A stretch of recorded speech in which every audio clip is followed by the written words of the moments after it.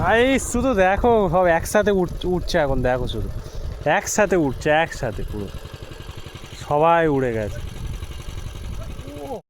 Hello guys, good morning. আরও একটি নতুন ব্লগ নিয়ে আমি তোমাদের সাথে। তো আমি এখন কোথায় আছি দেখতে পাচ্ছ, আমি রয়েছি, আর এটা আমার পাশে কে রয়েছে গেস করো, এটা রয়েছে দেব।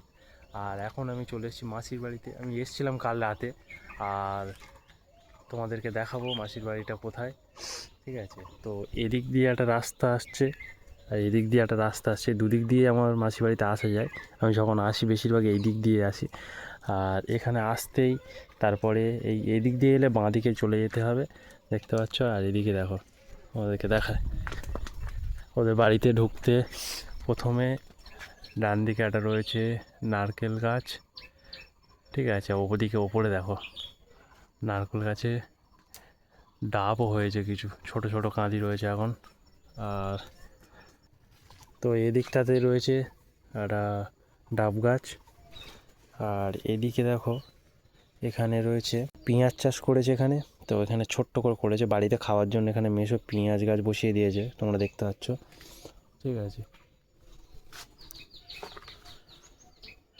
আর এদিকে দেখো কত ইট রেখে দিয়েছে, নতুন বাড়ি হবে বলে। মানে এখন বাড়ি একটা রয়েছে, ওটাকে ভালোভাবে বড় করে ঘর করবে বলে এখানে ইট, ওদিকে বালিও কিনে রেখে দিয়েছে মেশো। তো ওদের বাড়িতে ঢুকতে প্রথমে একটা এরকম দরজা করে রেখেছে, দেখতে পাচ্ছ, বাঁশ দিয়ে। দরজাটাকে খুলতে হবে, খুলে ঢুকতে হবে ওদের বাড়িতে। আর এইটাই হচ্ছে কি আমার মাসির বাড়ি। এখানে দেখো কি সুন্দর ফুল চাষ করে রেখেছে, এগুলো দেব করেছে। কত সুন্দর সুন্দর গাঁদা ফুল হয়ে আছে দেখো, ওদিকে হলুদ, ওদিক দিকটাতেও রয়েছে, ওদিকে অনেকগুলো গাছ রয়েছে, দেখো কি সুন্দর লাগছে। ঠিক আছে, আর এদিকে দেখো ওদের উঠোনে একটা আম গাছ রয়েছে, কত সুন্দর বোল এসছে দেখো। সামনেও গাঁদা ফুল গাছ রয়েছে কিছু, এই রয়েছে, এই রয়েছে। আর এখানে একটা ঘর রয়েছে, এই ঘরটাতে আগে মুরগি পুষতো ওরা। ঠিক আছে, এখানে ডিম টিম পারতো মুরগি, অনেক মুরগি ছিল এই ঘরটাতে। তো এখন আর পোষা হয় না, কারণ মাসির শরীর খারাপের কারণ পর থেকে এখন আর পোষে না। আর এখানে এখন হচ্ছে গিয়ে তোমার কাঠ পাট রাখা হয়, মানে যত জ্বালানির কাঠ এখানে রাখা হয়। আর এদিকে তোমরা দেখতে পাচ্ছ কাঁচা কাঠ কিছু কেটেছিল, কেটে এখানে শুকোতে দিয়েছে। এই এখন এখানে শুকাচ্ছে, শুকনো হয়ে গেলে এগুলো জ্বালানির কাজে লাগানো হবে। আর এটাই দেখো, এখানে এই বালি রাখা আছে, আর ওদিকে তো তোমাদের দেখানো, ওদিকে ইট রাখা আছে। বাড়ির পিছনেও একটা আম গাছ রয়েছে, কত বোল এসছে খালি দেখো, প্রচুর হারে বোল এসছে। আর ঢুকতে এদিকে দেখতে পাচ্ছ সাইকেল রয়েছে, এখানে দেব সাইকেলটাকে রাখে।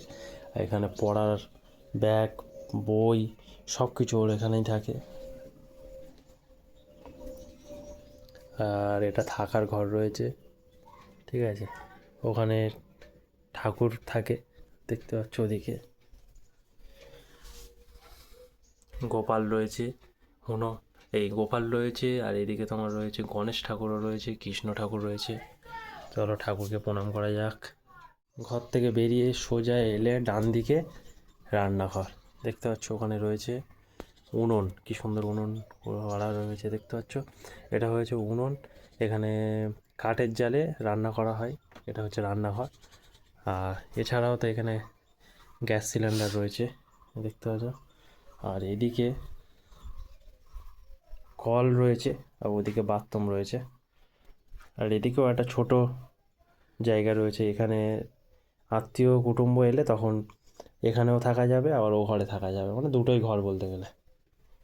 একটা সুন্দর জিনিস দেখো, এই যে জানলা, এই যে পর্দা সরিয়ে দিলে এখান থেকে কি সুন্দর দেখো ভিউটা, কি সুন্দর গাছপালা রয়েছে। আর এদিকে দেখো, এটা একটা আম গাছ রয়েছে, আর আম গাছের গায়ে দেখতে পাচ্ছ এগুলো গোবর চাবড়া দেওয়া হয়েছে, ঘুঁটে। আর এই ঘুঁটে থেকেই জ্বালানি ওর কাজে লেগে যাবে, তো এখানে ঘুঁটে চাবড়া দেওয়া হয়েছে। ছিলাম মাসির বাড়িতে, হঠাৎ বিক্রমদার ফোন আছে, বললো আমাকে চলো একটু ঘুরতে যাবো। তাই বললাম হ্যাঁ চলো একটু ঘুরে আসা যাক। তো এখন আমি আর বিক্রমদা বেরিয়ে পড়েছি, ঠিক আছে। তো এখন তোমাদেরকে দেখাবো যে গ্রাম্য প্রকৃতি কেমন হয়।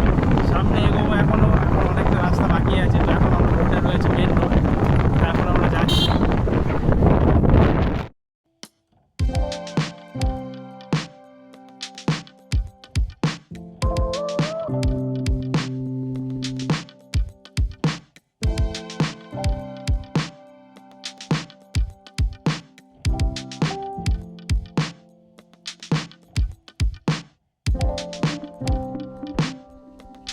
একটা জায়গায় এখন আমরা এসে দাঁড়িয়েছি, জায়গাটির নাম তোমাদেরকে দেখাচ্ছি। ওখানে দেখো গৌড়দহ ঢালাই ব্রিজ, আর এখানে একটা সুন্দর বট গাছ রয়েছে।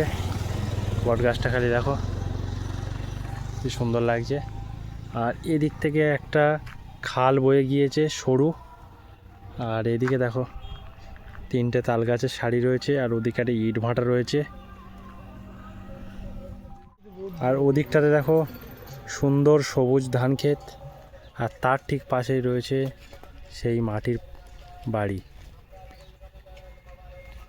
এগুলো গ্রামের ঐতিহ্য, সত্যি দারুণ লাগে দেখতে। আর একটা কথা আমি বলতে চাই, এই যে এখন অত্যাধিকভাবে যে গাছ কাটা চলছে, আমি তো বলবো এটা না করাই ভালো।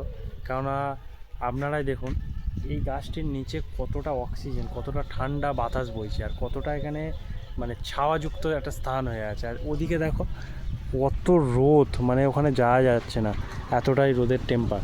ঠিক আছে, তাই এর জন্যই আমি প্রত্যেকের বলবো যে গাছ কাটছেন কাটুন, তার বদলে একটা গাছের বদলে 4টে করে গাছ লাগান, তাহলে মানুষ খুব ভালোভাবে বাঁচবে। কারণ প্রকৃতিই আমাদের সব কিছু, প্রকৃতি আছে বলেই তোমরা বেঁচে আছো, আর প্রকৃতি না থাকলে তোমরা আর জীবিত থাকবে না, এটাই বাস্তব। সেই জন্যে আমি বলবো তোমাদেরকে গাছ লাগাও। একটা জিনিস দেখো তোমাদেরকে দেখাচ্ছি, এতটাই এয়ার পলিউশন বেড়েছে যে এই দেখো গাছের পাতার ওপরটা দেখো, এই দেখো ধুলো ঝরছে, দেখো কেন দেখেছো? এদিকটাতে দেখো, এটাকে বলে জল মেশিন, ঠিক আছে, ওই জেনারেটর টাইপের বলে। তো এটা দেখো ওই সেকশনের মাধ্যমে খাল থেকে জল নেওয়া হচ্ছে, সোজা এটা চলে যাবে মাঠে। গাইস এটা খুব দারুণ জিনিস দেখলাম, তোমাদেরকে দেখাচ্ছি। দেখো এদিকে দেখো, এগুলো কি কেউ কি বলতে পারবে? দেখো এগুলো বেসিক্যালি তো ভেড়াই হবে। তো এখানে এদেরকে রেখে দেওয়া হয়েছে, এখানে এরা এখন রেস্ট নিচ্ছে। আর এদিকের ব্যাকগ্রাউন্ডটা খালি শুধু দেখো, পুরো একদম সবুজ হয়ে গেছে, দেখো কি দারুণ, তাই না? জাপান মনে হচ্ছে, এতটাই সবুজ। এবার আমরা একটা সুন্দর জায়গায় প্রবেশ করছি। শুধু জায়গাটি দেখো, পুরো একদম, শুধু জায়গাটি দেখো পুরো একদম সবুজে ভরা। শুধু দেখো গাইস, শুধু দেখো, এদিকে দেখো।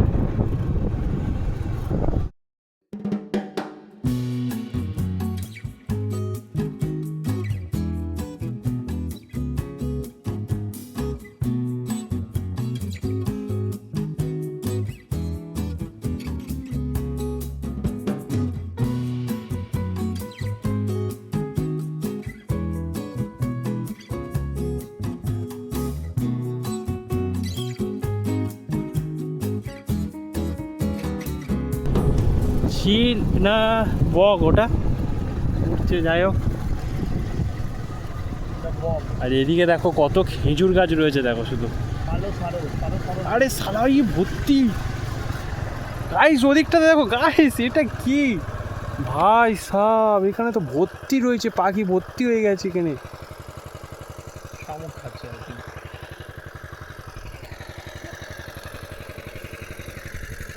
এই রোডটা দেখো, এখান থেকে একটা সুন্দর ঢালাই রাস্তা বয়ে গেছে, তার এই পাশেই পুরো একদম সবুজে মোড়া ধান ক্ষেত।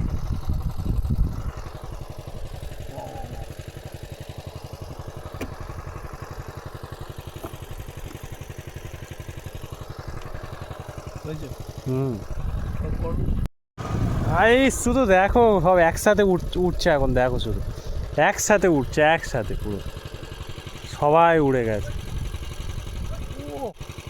ওদিক থেকে তাড়া দিয়েছে, ওদিক থেকে একটা লোক তাড়া দিয়েছে, যার কারণে সব উড়ে গেল, আবার ব্যাকে আসছে। দারুণ লাগছে, সত্যি দেখার মতো দৃশ্য।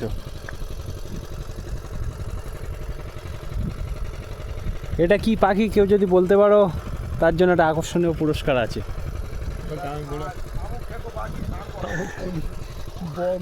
গাইস লাগছে দেখো শুধু, পুরো একদম জিলিপির প্যাঁচের মতো ঘুরছে।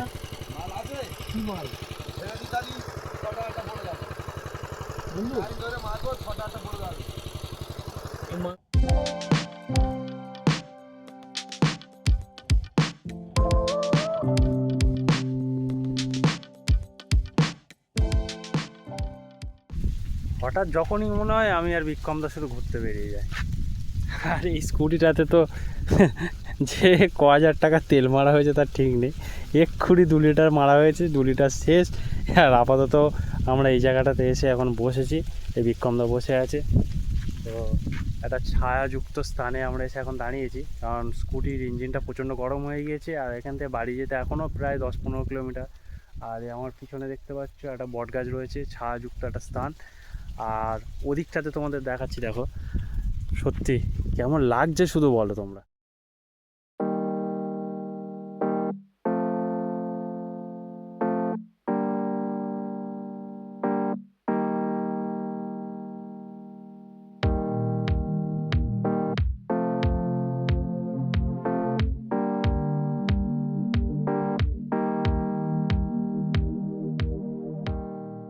গাইজ ঘড়িতে বাজে এখন 4:30। আর তোমাদেরকে দেখিয়েছিলাম যে আমরা ঘুরতে গিয়েছিলাম একটা সুন্দর গ্রামে, যেখানে তার প্রকৃতিটা খুবই অসাধারণ ছিল, সবুজে মোড়া ছিল। তারপরে ঘুরতে বেরিয়ে তারপরে আমরা চলে আসি বাড়িতে, ঘোরাফেরা শেষ করে আসি বাড়িতে। তারপরে বাড়ি বলতে নয়, সরি, মাসির বাড়িতে এসেছিলাম। এসে দুপুরে খাওয়া দাওয়া করে একটু ঘুমানোর পরেই উঠে দেখতে পাচ্ছি যে দেব কানের পাশে ফ্রি ফায়ার গেম নিয়ে বসে গেছে। আর সঙ্গে তার একটা বন্ধু চলে এসেছে, তোমাদেরকে দেখাচ্ছি। এই দেখো, এখানে গেম খেলছে, ঠিক আছে। এই দেব দেখো বসে পড়েছে, ঠিক আছে। ঘুম টুম কোনো এ নেই, ওর বালাই নেই, ও এই দুপুর থেকে গেম খেলছে। তো আজকের ব্লগটি আমি এখানে শেষ করছি। Tata, by.